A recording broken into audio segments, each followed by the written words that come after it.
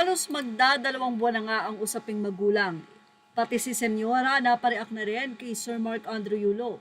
Ito'y matapos nga na magbiro ang nasabing ama ni Carlos. Sa kanyang live, sinabi nitong wala hindi ako pinansin ni Boss Kaloy. Ipagdasal na lang natin sina Kaloy at Goldie. Ano sila nasa alapaap Hindi pa nila alam yung mga mangyayaring karma, joke lang. Marami nga ang medyo na-offend sa naging joke na ito ng ama ni Carlos Yulo. Dahil ayon sa kanila, kahit ano pa man galit mo sa anak mo o ako, ay hindi ko kayang isumpa o magkaroon ng masasabing karma para sa kanya.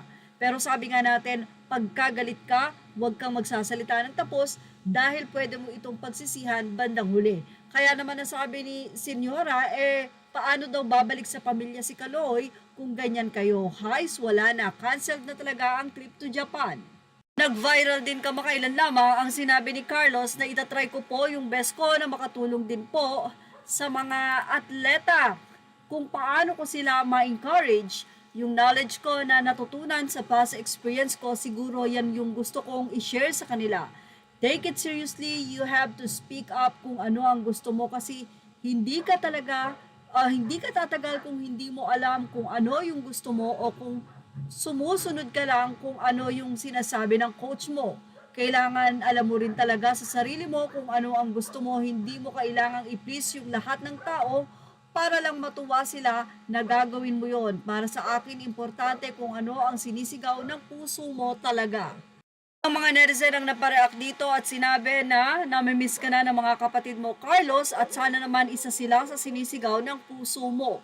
Hindi pa rin natatapos ang usapin na ito dahil kamakailan lamang nagsalita rin sa Fast Talk ang mga magulang na o ang mga mami ng sila Jean Garcia at Angelo De Leon. Say ni Jean Garcia, syempre di ba ang magulang naman kasi wala namang gusto para sa kanilang mga anak kundi ang magkaroon ng maayos na buhay. Magandang buhay, may takot sa Panginoon, maging mabuting mga bata, hindi ba? So ako, I guess hindi ako titigil ng kakasabi at kaka-advise lalo na kung nakikita kong hindi maganda. Say naman ni Angelo De Leon, I hope my children would agree na yung pangingialam namin it's only to open their minds of the possibilities of what they're doing what they're doing right or wrong. Pero to the point na at the end of the day, I'm sure pareho kami ni Miss Jean na sa kanila pa rin ang desisyon. Pero hindi pwedeng mananahimik kami sa kahit na anong bagay. At syempre, ang nasabi nga pong tanong na ito sa Fast Talk ay siguradong may kinalaman sa tila national issue na nga ngayon ng anak versus nanay. Yan ang ating Showbiz Now update.